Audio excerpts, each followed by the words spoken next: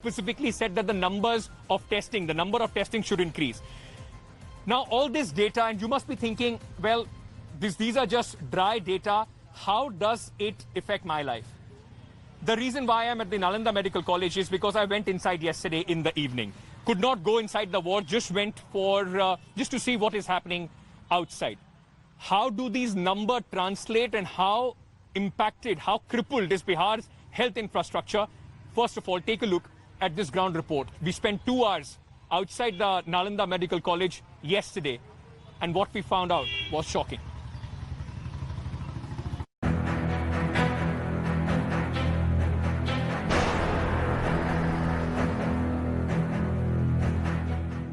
बार बार मैं वहां बोला था इसमें ऑक्सीजन नहीं है, लेकिन पूरा रास्ता हमको ऑक्सीजन नहीं मिला. Vimal has come to Patna's biggest COVID-dedicated hospital, the Nalanda Medical College and Hospital for Urgent Help. The suspected COVID patient has had trouble breathing and took the ambulance to hospital. But to his dismay, Vimal found the oxygen tanks in the ambulance were empty. क्या व्यवस्था है इसमें यही नहीं है. तो बार बार मैं वहां बोला था इसमें ऑक्सीजन नहीं है, लेकिन पूरा रास्ता हमको ऑक्सीजन नहीं मिला. अब बताइए क्या है. His wife and father-in-law travelled in the same ambulance without any PPE kit. Unfortunately, troubles did not end there. They had to run pillar to post just to get him admitted. DRM office है, वहाँ का main DMO है, उसको भी भेजे हैं, refer किए हैं. अपना पर्सनली आदमी है एकदम, तो लिया है. और आज देखिए अभी कह रहे हैं कि नहीं लेंगे. वो लोग बोले कि देगा, सब देगा.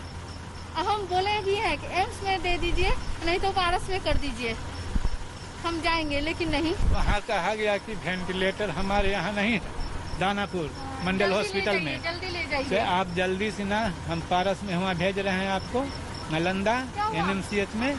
वहाँ भर्ती लेगा, हम लोग पूछ के भेजते हैं, और यहाँ आने के बाद यही होता है. तो Overwhelmed by the sheer number of patients coming to this hospital, doctors are forced to deny admission. Emergency में 5 वैकेंट है, लेकिन स्टाफ का कहना है कि चल नहीं रहा है. वेंटिलेटर नहीं चल रहा है. चल नहीं रहा है. सब बेड्स हैं पर वेंटिलेटर नहीं है. वेंटिलेटर भी है. हाँ. चल नहीं रहा. 5 जो है वो काम नहीं कर रहा है. मेरे उसको स्टाफ ने जो बताया, पुष्टि नहीं करते. आप जाके चेक कर सकते हैं. हाँ. तो उस ग्राउंड पे हम कैसे पेशेंट को रख लें?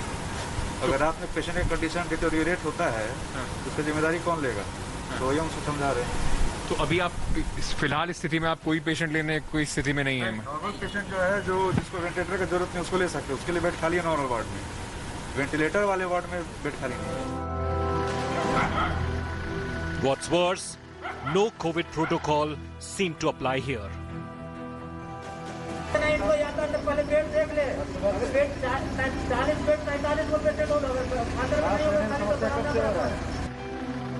One look around the hospital and every nook and corner cries a story of apathy.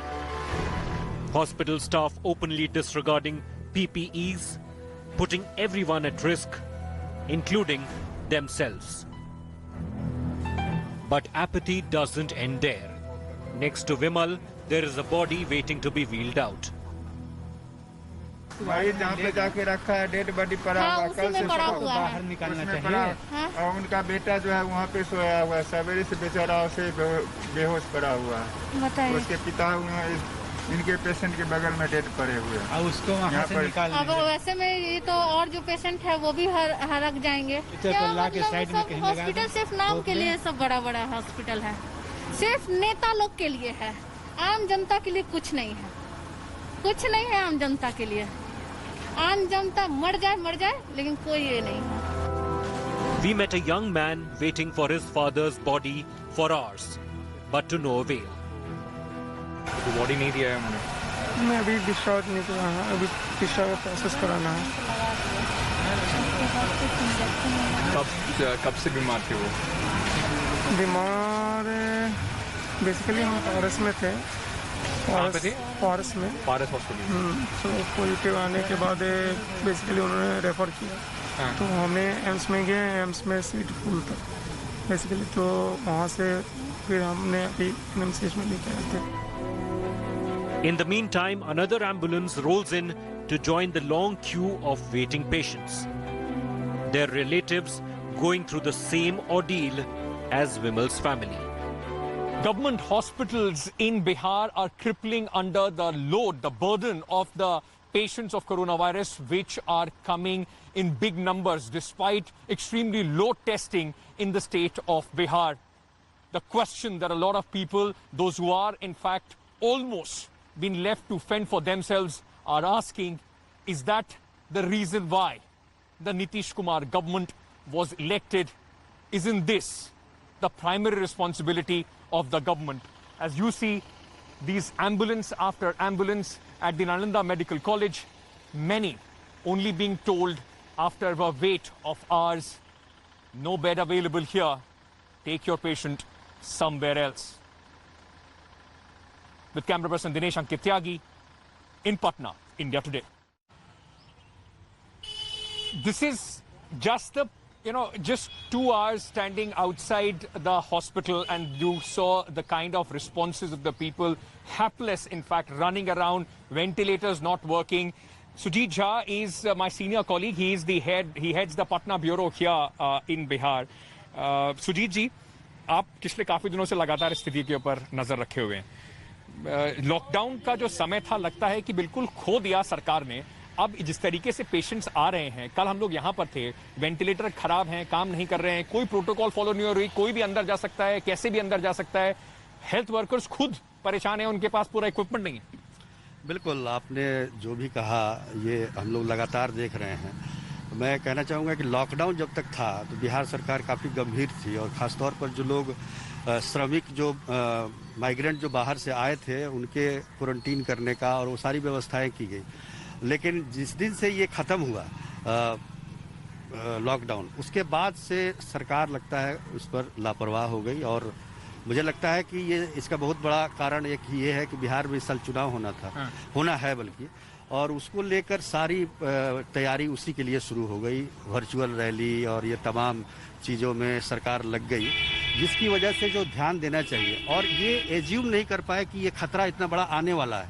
जबकि जो आपको बता दें, जो विशेषज्ञ हैं वो लगातार इस बात को जोर दे रहे थे कि जो मई के महीने में जो लोग माइग्रेंट आए हैं, जो संक्रमण लेके आए हैं, उसका असर जो है वो जुलाई में मध्य में दिखाई देगा आपको। पर सुजीत जी, ये बताइए कि अभी बाढ़ की स्थिति बनी हुई है, साथ ही साथ दोबारा लॉकडाउन है, लेकिन नंबर ऑफ केसेस बढ़ते जा रहे हैं, टेस्टिंग कम है, फिर भी इतने केस आ रहे हैं। कल मुझे यहाँ बताया जा रहा था कि हर शिफ्ट में 40 से 50 नए केस आ रहे हैं। 3 शिफ्ट में काम होता है, करीब 120 से 150 केस रोज यहाँ पर भी आ रहे हैं। उसको लेकर अब सरकार क्या कर रही है, या वर्चुअल रैली से ही काम चलता रहेगा आगे? और ये तो पटना की हालत है, बाहर की जगह तो वैसे भी बिहार में हेल्थ इंफ्रास्ट्रक्चर को लेकर तो पहले भी बहुत दिक्कत थी। देखिए, सबसे बड़ी बात क्या है कि टेस्टिंग अभी भी यहाँ 10,118 आज का आंकड़ा मैं बता रहा हूँ, खुद स्वास्थ्य विभाग ने बताया कि 10,118 टेस्ट आज हुए हैं। मुख्यमंत्री पिछले 1.5 महीने से कह रहे हैं कि टेस्ट को बढ़ाया जाए 10,000 तक। 1.5 महीने में अब जाके 4-5 दिन से 10,000 पर पहुंचा है।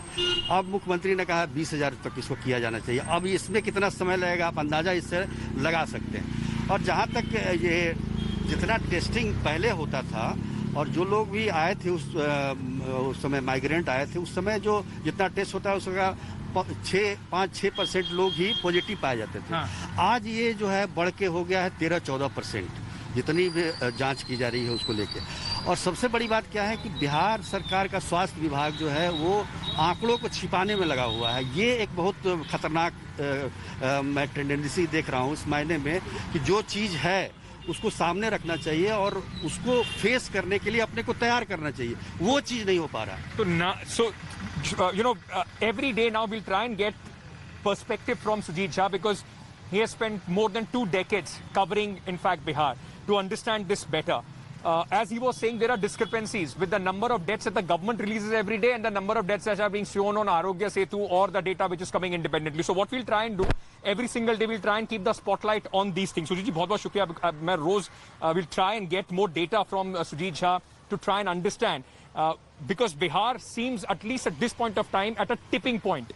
And if the government The Chief Minister, remember, since the time this pandemic has started, has not uttered a single word. No press conference, nothing that the Chief Minister has said so far. We'll be waiting and trying to get a better sense of the Chief Minister and his government, what they are doing to try and ensure that Bihar doesn't go over the edge as far as the coronavirus cases are concerned. Hello everyone, this is Rahul Kamal here. Hope you enjoyed this video.